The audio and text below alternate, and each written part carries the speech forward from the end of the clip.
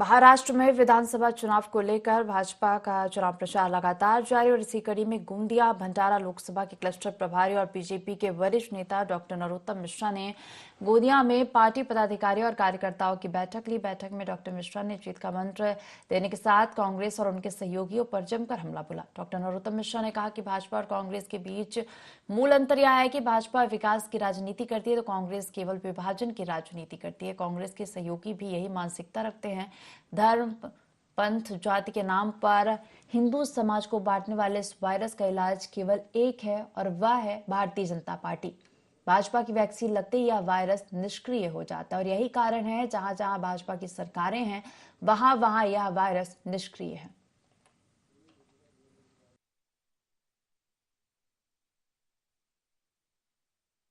धर्म के नाम पर बांटना चाहते हैं, ये लोग जो मजहब के नाम पर बुराई और जहर फैलाना चाहते हैं, इन सब का इलाज अगर कोई एकमात्र है तो भारतीय जनता पार्टी है।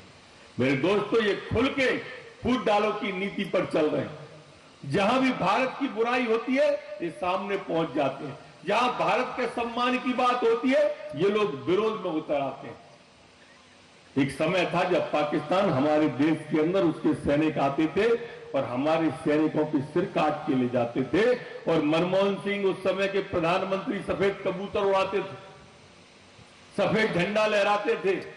मोदी के आने के बाद में यह बदलाव हुआ है कि उधर से पाकिस्तान से गोली भी आती है तो इधर से गोला जाता है। गोला सर्जिकल स्ट्राइक होती है, एयर स्ट्राइक होती है और ये कांग्रेस के ईडी गठबंधन के लोग सेना पर सवाल उठाते हैं।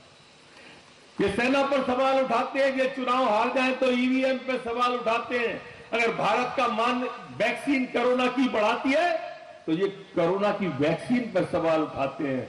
ये राहुल बाबा कहते हैं कि ये कोरोना की वैक्सीन नहीं है, ये भाजपा की वैक्सीन है। अरे राहुल बाबा, वो कोरोना की वैक्सीन थी, भाजपा की वैक्सीन तो इस बार महाराष्ट्र के चुनाव में तुम में लगेगी, जो 5 साल तक असर करेगी। आप देख लेना राहुल बाबा, कोरोना की वैक्सीन नहीं, भाजपा की वैक्सीन इस बार लगने वाली है आपके अंदर और ये महाराष्ट्र की जनता लगाने वाली है। मित्रों, मैं अपने क्षेत्र में 32 साल विधायक रहा हूं, 18 साल मंत्री रहा हूं। आपके यहां 2 महीने से मैं लगातार कहीं ना कहीं हर दूसरे दिन पहुंच रहा हूं। थोड़ा बहुत समझता हूं, राजनीति को जितना समझता हूं, मैं आपको विश्वास दिला रहा हूं कि इस बार भारतीय जनता पार्टी महाराष्ट्र में प्रचंड बहुमत के साथ आने वाली है। लोकसभा का जनता बदला लेने वाली है। भाजपा की गठबंधन की सरकार यहां पर बनने वाली है।